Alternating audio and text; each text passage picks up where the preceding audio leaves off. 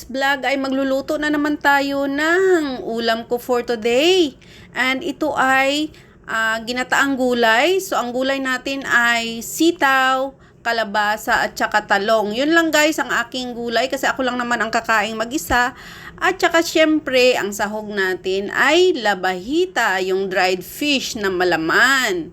So thank you so much guys for watching. At ito ang aking ulam for today, February 22, 2024.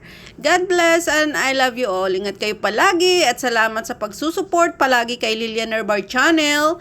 At kung hindi pa kayo guys nakasubscribe, please subscribe Lilian Herbar Channel. At paki-press the notification bell para updated kayo sa aking mga bagong upload.